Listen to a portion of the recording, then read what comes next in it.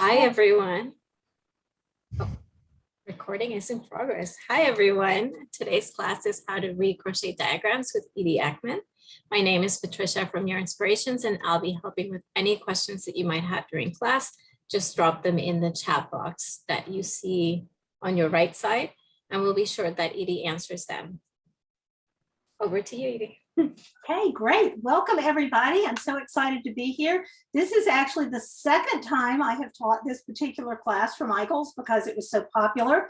And so many people want to learn to read crochet diagrams. And I am going to make sure that you do know how to read crochet diagrams. I'm not 100% going to promise that you will love them, but I hope that you will understand them and that you will come to love them as much as I do, because to my mind, crochet diagrams are easier to read than text crochet patterns, and an ideal pattern will have both text and diagrams to make it super clear what you're doing and where you put your hook. Because one of the challenging things with crochet is sometimes exactly where to put your hook, like where does that next stitch go? So I'm going to share my little screen down here. Let's see if I can figure out, get my camera going here. I'm going to do some old-fashioned writing on a piece of paper. Remember writing on a piece of paper? So that's what we're going to do. And Nate, if you can do that split screen thing, that would be awesome, because I want people to be able to see my face too. So I am going to assume that everybody here can read English at a first grade level. Now, I know that may be a stretch, but just like if you can read English words at a first grade level, that's what we're going to be doing with crochet. And here's what I mean by that. If I draw this letter, ignore this up here. If I draw this letter, which you learned, you know, when you were in preschool, probably, you learned that letter was an A, right? Can I see some nodding heads that you learned that letter is an A, right? And we call it an A, but a lot of times we say A, right? It sounds like an A. So what we do with our body is we might say A, but we call it an A, and everybody's good with that, right? And so, of course, if I do another letter, let's see, this letter, we call that a T. Yes, everybody agree with me, T.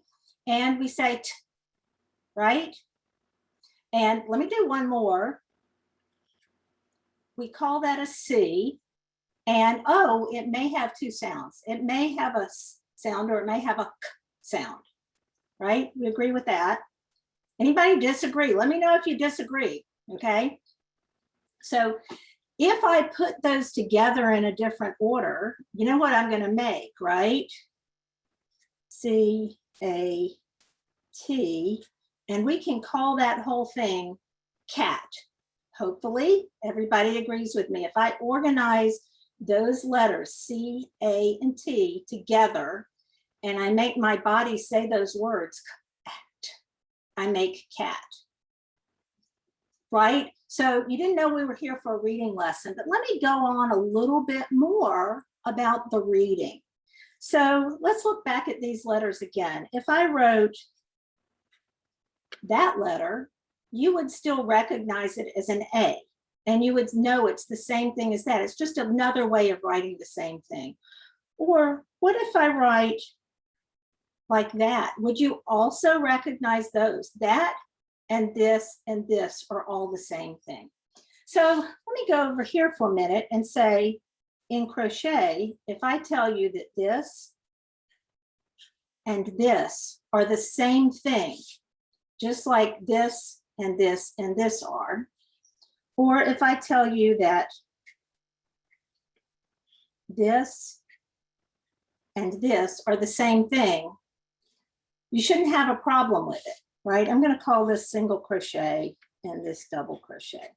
Those are just two ways, two fonts, if you will, of writing the same thing.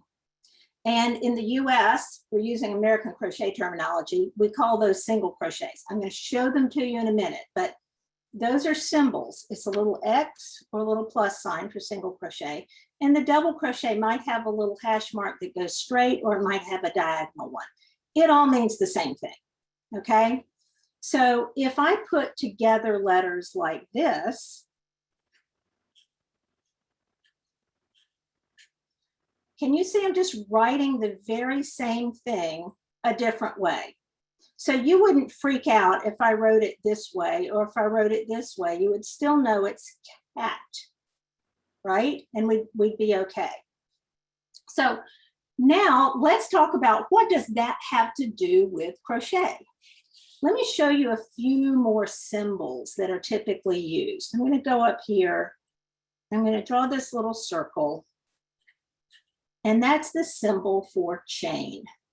If I put a bunch of those together, it looks like chain links. Doesn't that make sense? Those are chains. The chains can go in this direction too. You know, just like a chain can. I could have a slip stitch, which looks like this. I could have a single crochet, which might look like that. I can have a half double crochet, which can look like this. I can have a treble crochet, or those trebles might go like that. So same thing. And the treble's taller than the half double, which is taller than the, taller than the double, which is taller than the half double, which is taller than the single, because that's the way it is in crochet, right? So if I learn these symbols, and there's a certain logic to them. So chain looks like a chain stitch.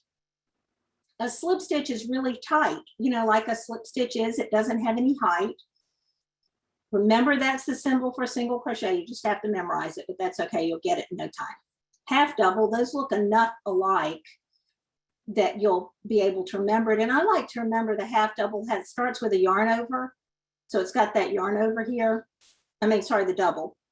Half double looks like a double, except it's missing that little mark. And then the treble has three, two. That was only supposed to have two. Pardon. A double treble would have three. Got carried away making all my symbols. So two yarn overs for the treble. So knowing this and knowing this, how can I put it together in a way that makes sense in a chart? So let me see if I can draw something. Let me just go ahead and do the chain. So here's an instruction that I might have written. It's chain 1, 2, 3, 4, 5, 6, 7, 8. Can you see that's 8 chains? And then it might say double crochet in 4th chain from hook. That's because my hook ended up here, and I'm going to go 1, 2, 3, 4. There's my 4th chain. Double crochet in 4th chain from hook, and in each chain across. So there's what that would look like. Let me draw another one. If I have a foundation chain, and I'm not even counting these, I'm just going to do some foundation chains here. Let's say single crochet in 2nd chain from hook. Let's say I went 1, 2, 3, 4, 5, 6, 7, 8, 9, 10, 11, 12. That was 13 chains. I don't know if that's how many I want. I'm just making this up as I go. Single crochet in the 2nd chain from hook. I'm going to skip 2 chains, and in the next chain, I'm going to put 5 double crochets, all in the same stitch. Can you see that the base of the stitches all went into the same place, but they spread out a little bit? That's the way that it happens, right? When you do a shell, you put all your stitches in the same spot, and you can see that because when you have a chart or diagram, the stitches are going to move in the same way. They're going to splay out or pull in or whatever in the same way that they do in real life. So let's keep going. I skipped 2 chains. I did that shell. I'm going to skip 2 and do a single crochet in the next one. Then skip 2. I'm going to do another 5 double crochets. Skip 2. Let me put one more. All right. So this would be chain 14.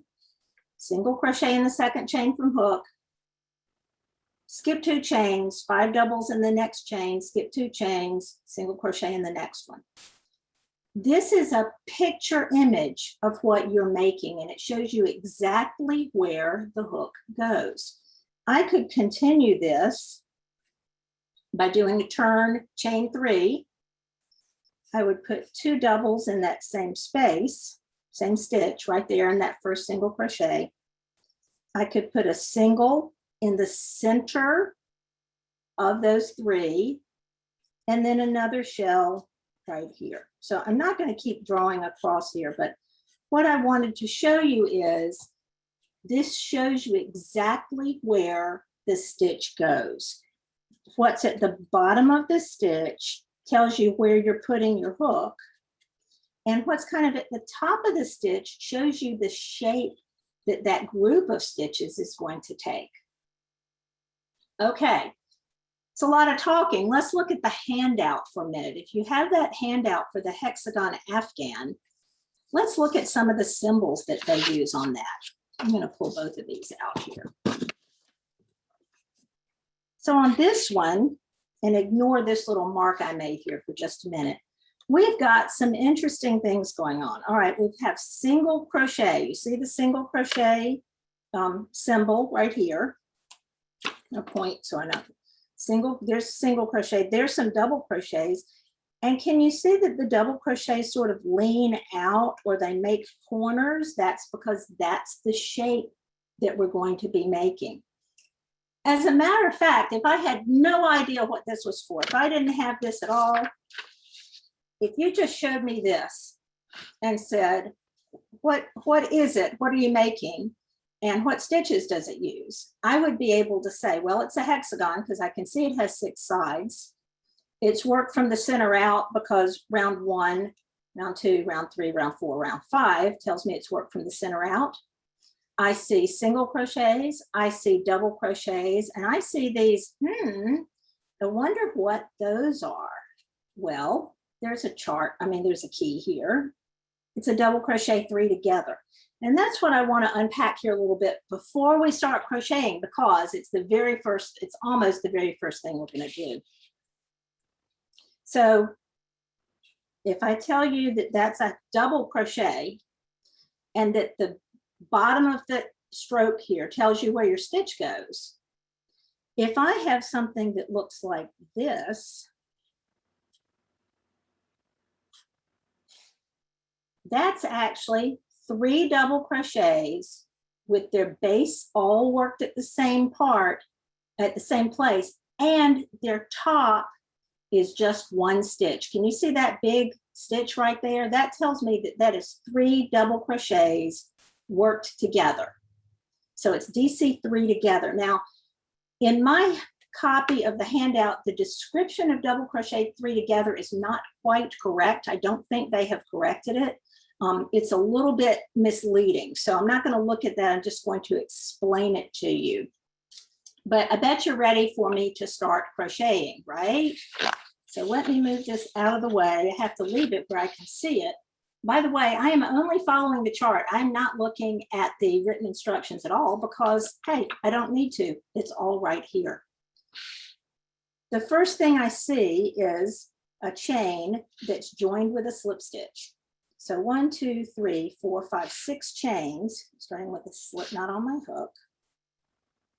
1, 2, 3, 4, 5, 6, and then I join with a slip knot, or slip stitch, sorry, to form a ring. And then the next thing that happens is I have a chain 3. You see the chain 3 kind of goes up here and it curves. That's because it's going to act like a single crochet.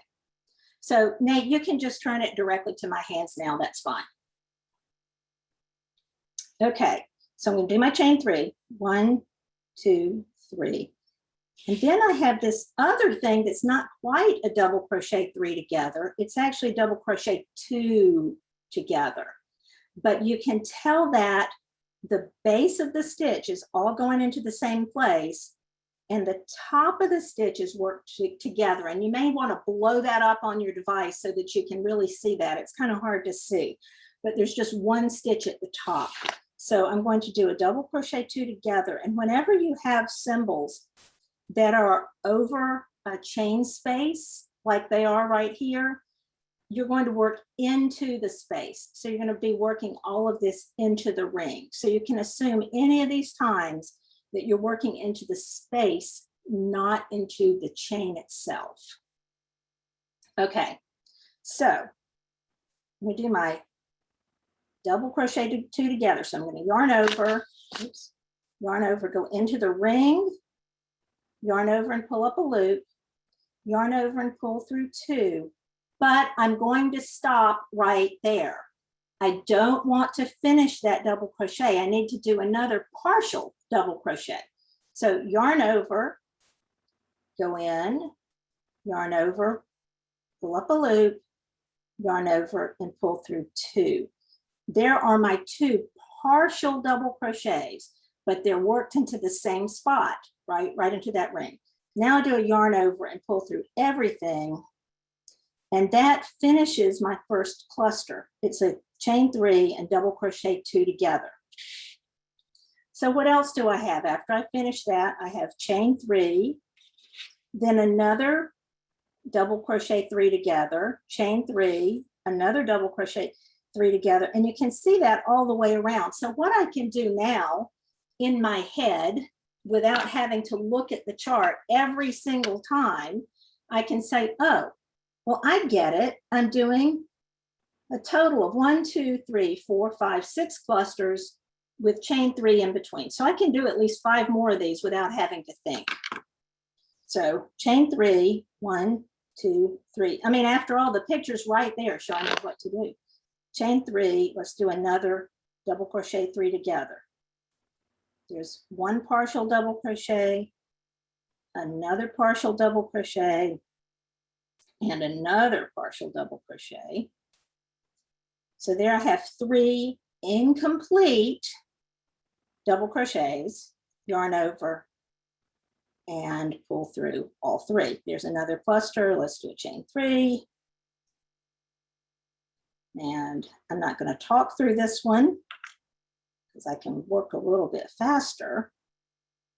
But now I can keep glancing back at the chart if I need to remind myself of where I am. To me, a chart helps me read my work a lot better than the words do, because with the words, I can't just automatically look down and see where I am. But for instance, what if the phone rang, or the doorbell rang, and I went to get it, and I came back and I go, oh my gosh, where am I? I don't remember where I am. Well, all I have to do is say, let's see, there's my first one. 1, 2, 3, 4. Okay, I need to do a couple more of these. It looks like what I'm working on. So we'll come around here. Take a look while I'm working at what happens at the end of round 1, because this may confuse you a little bit. You'll notice it doesn't end with a chain 3. Do you see that there's the last cluster, and then there's a chain 1, and there's a stitch lying on its side? What on earth does that stitch lying on its side mean? 1, 2, 3, 4, 5, 6. Well, that little stitch right there is a half double crochet. And you can see that in the stitch key. And it's a half double crochet, whether I draw it that way or whether I draw it that way, right? So whichever way I draw it, it's still a half double crochet, in the same way that if I started writing cat, that still says cat, doesn't it? It just says cat sideways. Well, that's just a half double crochet sideways. And the reason it's sideways is because it's going to lie sideways when I make it. So here I've done 1, 2, 3, 4, 5, 6 clusters. There's a chain 1. And then a half double crochet the half double crochet goes into the top of that chain 3. You see the bottom of the stroke is right there in the top of the half of the cluster up here. So I'm going to do a half double over here in the top of the cluster and watch it while I make it. Can you see it's lying sideways now? It's going in this direction, just like the symbol does. Okay. So, and I see a couple of people saying, could I slow down? These classes are being recorded. In order for me to get through what I need to get through, I'm going to have to go a little faster than you're probably able to keep up with me, but you can always come back and watch the video later and stop it and slow it down as you need to. Okay, so here I have finished round 1 and I want to stop and look and see 1, 2, 3, 4, 5, 6. 1, 2, 3, 4, 5, 6. Yep, I'm doing okay here. The beginning of round 2 begins with chain 3 and another 2 double crochet cluster right here. And I'm going to work around the post of that half double crochet or work into that space. Remember, whenever you see a symbol that's over a chain space, assume that you work into the space and not into the stitch. Okay? So I'm going to do my chain 3, 1, 2, 3, and another cluster, and that cluster goes, there's 1 partial double crochet, there's another partial double crochet, and then I finish it off. I've got chain 3, 1, 2, 3, and then a cluster in the next space. You see in this space. So that's that double crochet 3 together, which you'll get very used to doing because you do so many of them in this pattern. So I've done this one, I've done this one, chain 3, and another cluster in that same space. Can you see that this space has a cluster, chain 3, a cluster? So you're working 2 clusters in that same space with a chain 3 between. 1, 2, 3. Another one, 2, 3. And here I am, another chain 3, 1, 2, 3. And I find sometimes it helps me to turn the page to keep track of where I am. Oh, but if I start looking at this, I start seeing something that's repeated. Let me see if I can cover this up. Basically, I'm seeing that I have 2 clusters in each space around. Can you see 2 clusters in that one, 2 clusters in that one, 2 clusters in that one, 2 clusters in that one, 2 clusters in that one. Okay, so I have 2 clusters in each space around, and between each cluster, I have a chain 3. Oh, okay. I don't have to be a slave to the chart or the pattern anymore. I'm just going to do 2 clusters in this space.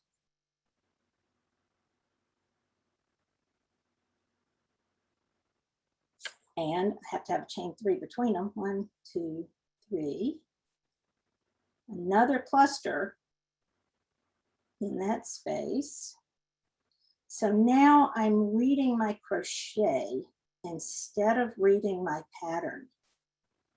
2 clusters in that one. It's time to move on to the next one. 1, 2, 3.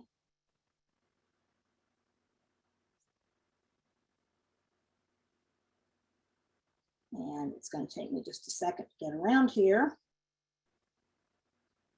Oops.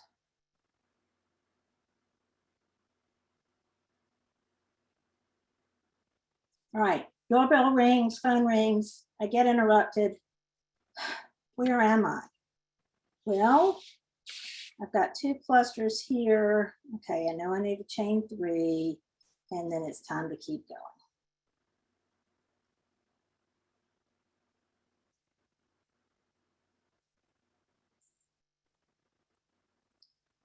This is the part where I feel like I should hum or something.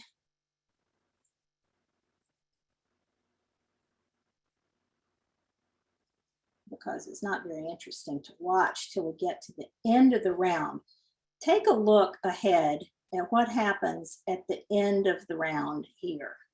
It ends the same way the previous round ended, and that is with a half double crochet instead of that chain 3. So I know when I come up here and I've about finished this round, and I check and I make sure, all right, I only have one cluster in this space, but I have 1, 2, 3, 4, 5. I've got to do another cluster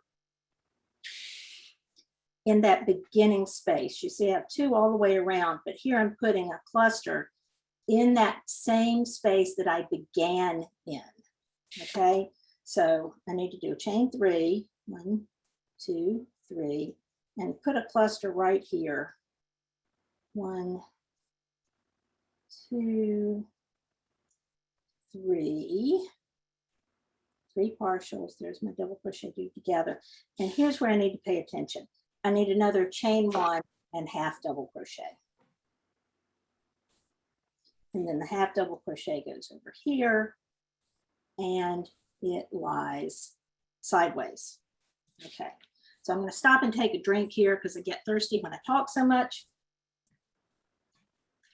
While you do that, I could ask you a question from Jennifer, if it's okay. Jennifer wants to know, how do we know to work into the chain space rather than the chain itself? That's a great question, and I don't have a great answer, except that's something that you assume happens. Okay, you just, whenever you see that, you assume that you work into the space. If you're working into the stitch itself, there might be a slight difference in the way the chart is drawn. So for example, it maybe, because I don't think there's any standardization for this. So right now we're seeing something like this, and you have a stitch, you have those stitches worked here. If they were meant to be worked into the space, it might be drawn something, or sorry, not that, sorry. It might go into the chain like that. You see, that's a very subtle difference, but I can't guarantee that. Or it might be that this chain would be bolded. So in the books that I've written, when I mean for you to work into the chain rather than chain space, I make the chain itself bold like that. And that would also be in the key. So there would be a distinction between a regular chain and a bolded chain, but there's not real standardization, and that's a really great question. Okay, whoops, I just threw my Sharpie on the floor. Hope I don't need it again. Okay, so let's see what happens with round 3. Guess what? It starts out the same way. This should start looking familiar. So we have chain 3 and 2 doubles worked around the post, 2 double crochet 2 together. Sorry, worked around the post. Then chain 3, 1, 2, 3. Now here I've got a cluster, chain 3, a cluster, all worked in this next space. So let's do that. That's 1 cluster, chain 3, whoops, that's what I get for going too fast. 1, 2, 3, and another cluster. And it looks like, if I look at the overall chart, once again, I can see on this round that every cluster has a chain 3 between it. So I can put that in my head and think, okay, every time I work a cluster, I'm going to work a chain 3, except at the very end. That's easy enough to remember. So it's always going to be cluster, chain 3, cluster, chain 3. But sometimes I'm going to put 2 clusters in a space, and sometimes I'm going to put 1 cluster in a space. This is when we start turning it into a hexagon. So there I've done my first kind of corner. I'm going to do a chain 3, do 1 cluster in the next space. 1, 2, 3. And when I say cluster, I mean double crochet 3 together cluster. I did a cluster, so I need to do a chain 3, and then I'm going to have a corner. So cluster, chain 3, cluster in the next corner. Another thing you'll notice about this particular chart and about many charts is it's drawn in 2 colors, even though we're using just 1 color. The reason the chart is black and blue is not because somebody beat it up and it's full of bruises. It's to help you be able to see which round you're on. So if it was all black, it would be hard sometimes to distinguish where you are. So it's alternating colors on the chart so you can actually see where you are in the round, and your eye can follow it a little bit better when it's in multiple color. I mean, when the chart is in multiple colors, the symbols themselves. Now, if you were doing a color chart, it might be done somewhat differently. The symbols might be different colors on whatever round to match the colors in your pattern. There are different ways of drawing it. So I am just continuing around here because I have to talk while I'm working, and let's make sure, let me stop and make sure I'm doing it right. So I had 2, then 1, then 2, then 1, then 2. I've got 3 chains between each one. Then 1.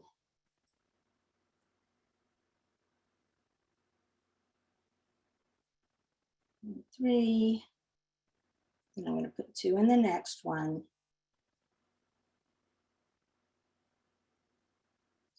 And look ahead and see what you can tell me. I know you can't really talk to me, but look ahead and see what happens on round 4, because we're switching stitches.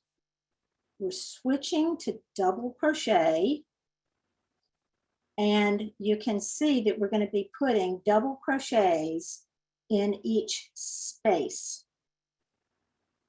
So see if you can think ahead in your head about how you would say that without having to look at the pattern every time. Can you get an overall picture of what's going on? I'm going to stop talking and make sure I'm doing this right. Can you get an overall picture of what you're going to be doing on that round? And see if you can sort of narrate that to yourself. And how would that narration go? What is the story that you tell about round 4? I'm going to be quiet for just a minute while you think about that, and then I'll tell you what the story is that I will tell myself about round 4.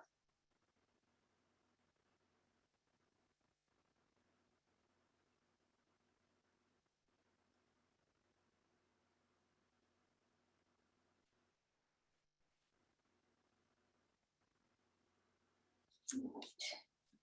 Let's see where I am. See if I've messed up anywhere. 2, 1, 2, 1, 2, 1, 2, 1, 2, 1. Right. 2 in the last one.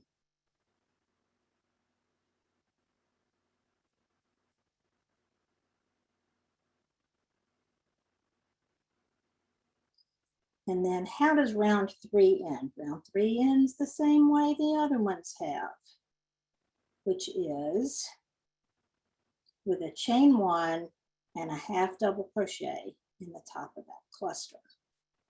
All right, now I'm going to stop for a minute and let's talk about that story we're going to tell ourselves on round 4.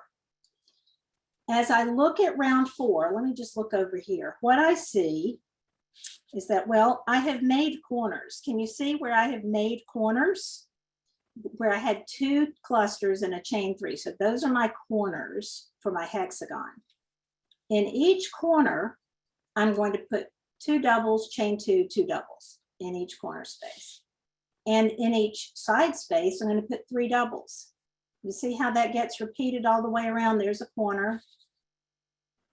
there's a side space. So the story I tell myself is I'm going to put 2 doubles, chain 2, 2 doubles in each corner space and 3 doubles in each space. It's not a corner space. But when I really look at it, I get around here. Am I the only one who had a random chain 3 sticking up here on round 4? I don't know if they've corrected that. I printed this out a while back. You see how there's maybe there's a random chain 3 sticking out here. That's just a typo. You know how typos happen? Like there's not meant to be a chain 3 there. So if you have a chain 3 there, scratch it out just like I did. Or maybe they corrected it. I don't know. That chain 3 doesn't exist. Okay. That's just a, you know, left over from something. It's an error. So scratch that out just like I did and ignore it. That's actually, I'm actually glad it's there because to me, it demonstrates how awesome charts are because I can look at that and go, gee, that chain 3 did not belong there. That's a mistake. Whereas if it's written somewhere up here in the text, it's not as easy for me to see that it doesn't belong. So let's do 1, 2, 3. This is the beginning of chain 4. That chain 3, I'm sorry, beginning of round 4. That chain 3 counts as a double crochet. How do I know that it counts as a double crochet? Well, it's clearly standing there acting like a double crochet, right? It's got 1 stitch on either side of it. It's clearly meant to be a double crochet. So I'm going to put 1 more double crochet.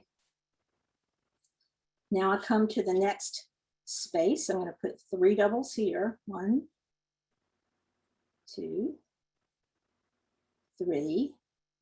Then I come to a corner. There's my corner. I'm reading my work and comparing it to the chart and seeing that I'm at a corner. So I'm going to put 2 doubles, 1, 2, chain 2, and 2 more doubles in that same space. Again, I know that they go into the space because that's what you assume whenever you have a stitch that goes over a space. Here I've got 2 more sides that get 3 double crochets. Now I'm not going to go all the way around on this because I think it's pretty clear. I'll do 1 more corner. So I get to the corner. You can see it's a corner. I can see it's a corner because I have 2 clusters in 1 space. That tells me it's a corner because I'm reading my crochet.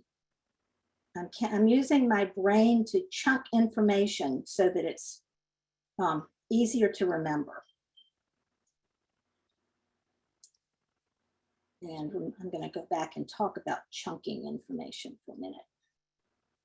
So you can see I could keep going around and I'm getting a solid edge with much more defined corners here. Okay. So as I come around and it gets much more hexagon-like, I come around, I'll do a corner here and I'm going to go ahead to save a little time here and show you how the end of the round works. So I would put a corner in this corner.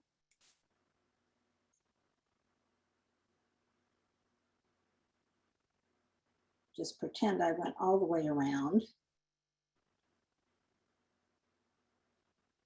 And then the last of that round 4 ends with a double crochet in the first space that I worked in. You see in the same space as my chain 3, you can see it right there. So I'm going to put 1 more double crochet here and join with a slip stitch, that tiny little dot, to the top of my chain 3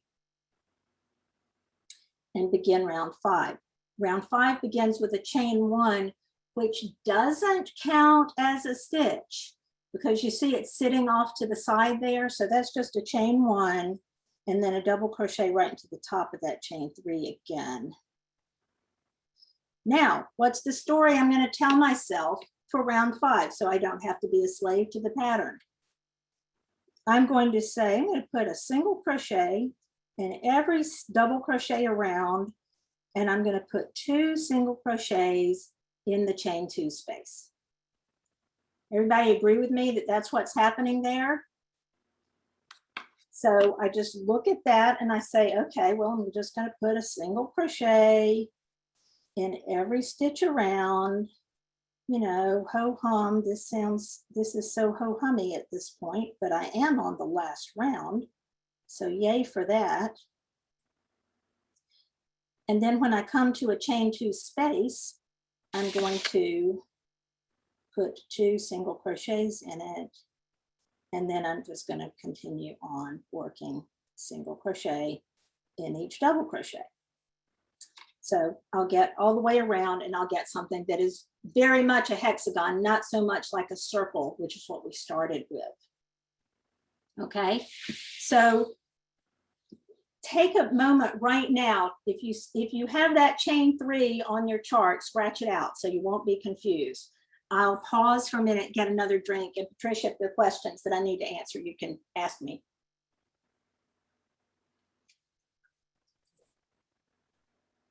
Sounds good. There's a question from the pattern. Jill wants to know if the pattern started into the chain. Let me read what the pattern words say.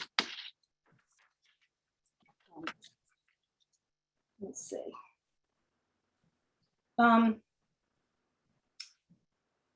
No, they're all worked into the space. So if you look at the pattern, say if you look at round 2, double crochet, it says chain 3, double crochet 2, and space formed by half double crochet, which is, you know, what we did. Chain 3, DC3 together, chain 3, DC3 together in next chain 3 space. So the pattern is telling you each time to work in the space. Okay. Okay. So the pattern itself tells you to work into the space, and I'm telling you that the default assumption is that you're working into the space unless it says otherwise. Okay, so unless it says otherwise, you're going to work into the space. It says on the last, it says stated into the chain. On the last, I missed that, it went by too fast. It does say into each chain around on round 5. I still wouldn't do that. I think that's a mistake. I would still work into the space. You've been working into the spaces throughout. You can do it any way you want. I think it looks better if you work into the space. Okay. So I would say, and also, by the way, you know, there's no crochet police, right? Does everybody know that? So there's nobody who's going to come fuss at you if you don't do it the way the pattern says. Nobody's even going to know. All right, it's just not going to be. I guarantee you, nobody's going to come to your house and tell you that you did it wrong. But I'm always going to work into the space. I think it looks better if you, let me work into the chain. First of all, if you're looking at round 5 in the text, 5 single crochet, well, no, sorry, I'm looking at the wrong pattern here. Same space as last stitch, one single crochet in each DC and chain around. So they may have just said it because it's easier to say, but let's take a look at what it looks like if I work into the chain. So if I work into the chain itself, first of all, it's harder to do. I'm going to get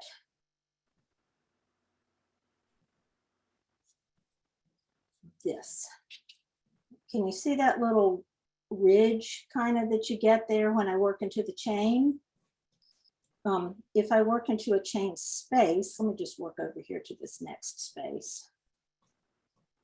So you can always try things for yourself and see which you think looks better.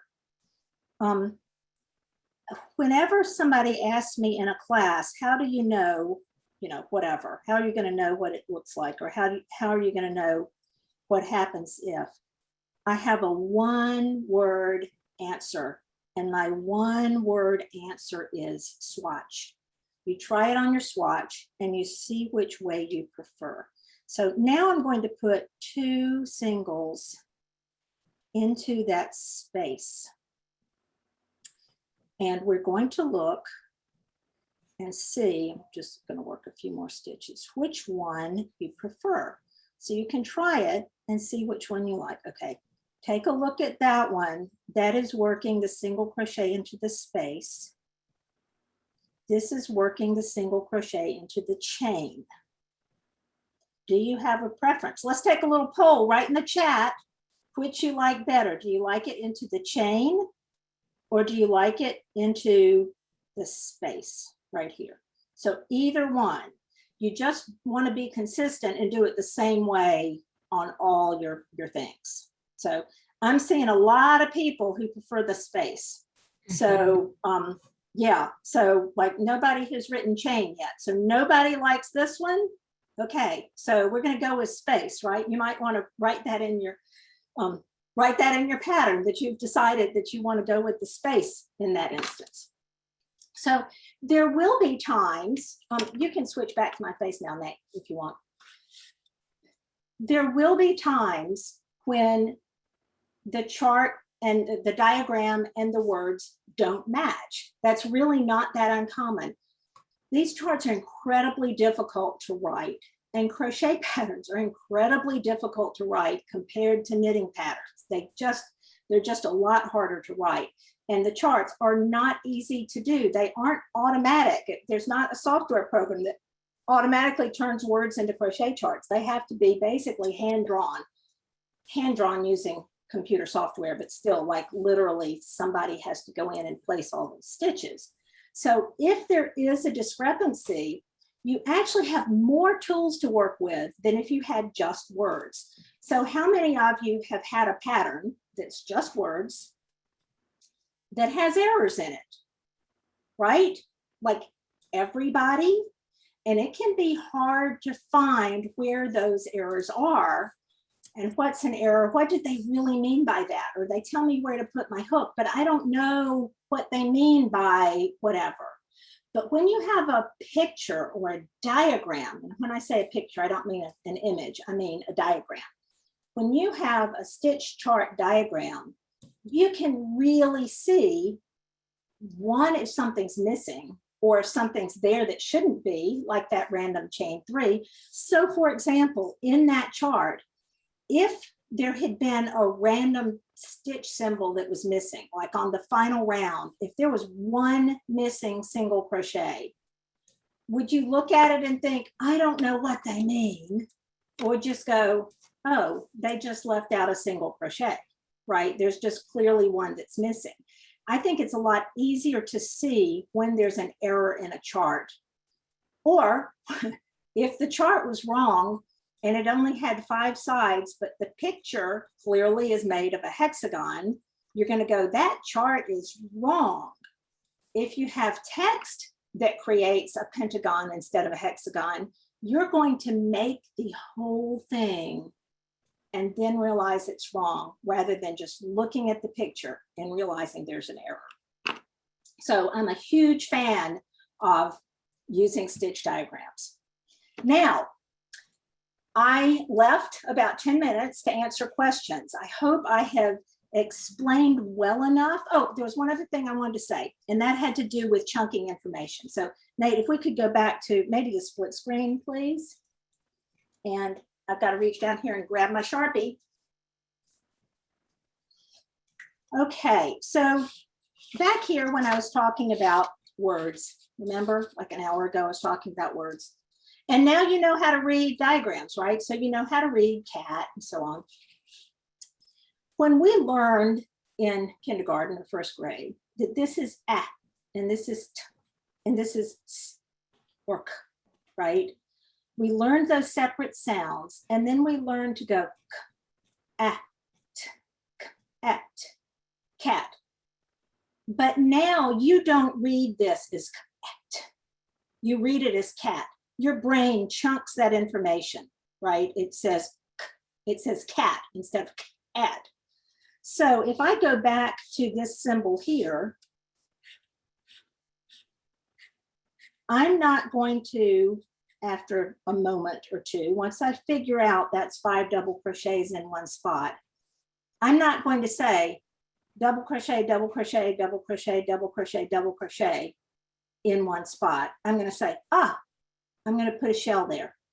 My brain groups that information together, this information, the same way that it groups this information. In the same way that when we were looking at that chart, I was asking you to group information. So I was asking you to see this is a group and this is a group, right? So that you are grouping the information and then you had chain 3s between them. That makes you a much better crocheter and a much faster crocheter when you start chunking that information together. And I keep using the word chunking. That is an actual term that's used in cognitive science and learning and so on. So you can look up chunking if you want, because it is something, if you can chunk your information, you'll just be so much happier. And it's not something you do. You don't say, I'm going to chunk this. You just start thinking that way and think of those narratives, those stories you're going to tell about what it is you're doing on this round, and see how those diagrams can help you see the overall picture. The other thing I wanted to say about charts is, I said at the beginning, we're using American crochet terminology. Some of you may know that in Britain, they use different words for the same thing. So what we call single crochet, they call double crochet. So if I tell somebody in Britain, some crocheter in Britain, to do a double crochet, here's what they're going to do. Okay, they're going to do what we call a single crochet. They're not wrong. We just use different terminology, right? They drive on the other side of the road too. They're wrong there, but that's okay. So what you have to realize is when you are reading a British pattern in words, you have to make that translation. The thing is, you don't have to make the translation with this. So if I draw a chart and I'm in England, they're going to call this thing a double crochet, but with their hands, they're going to make what I know as a single crochet. They're going to call this stitch a treble, but they're going to do what I know as a double. So in other words, they're going to call it something. We call it a single crochet. We do something with our hands.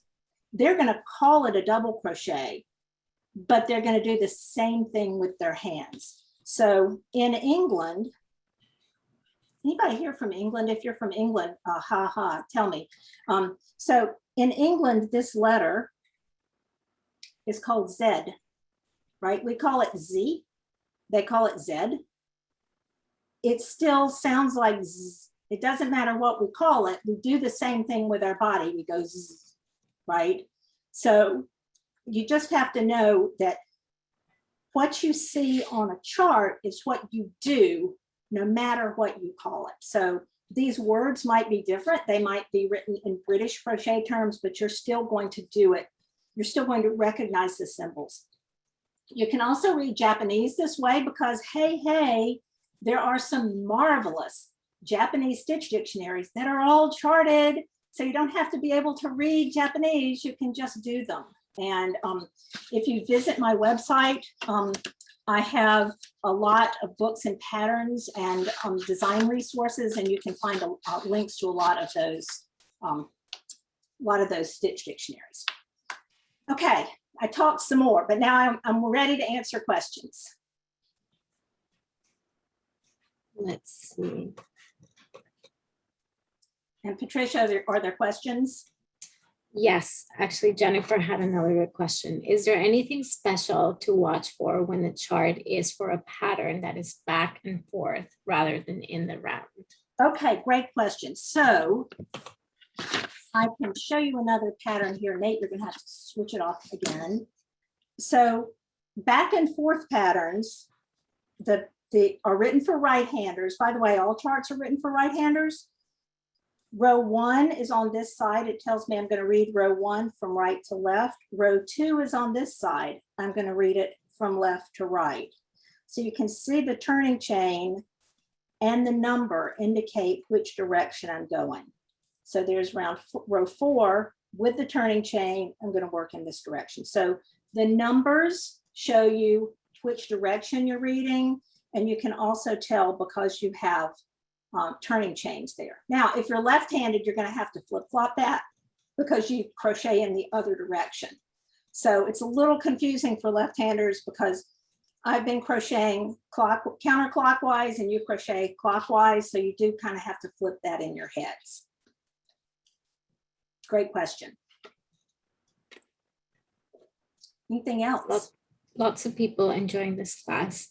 Gail is asking if most patterns are converted to these types of charts. Do you find that most crochet patterns have both? I'm not going to say most. More and more are having charts. I will say that almost all of my crochet patterns that I self-publish have charts, and many that I publish with other publishers have charts because I provide the charts.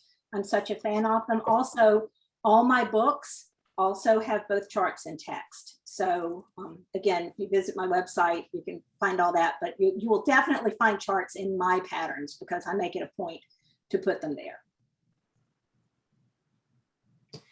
And Jill is wondering the name of the pattern being shown. That's the crochet hexagon.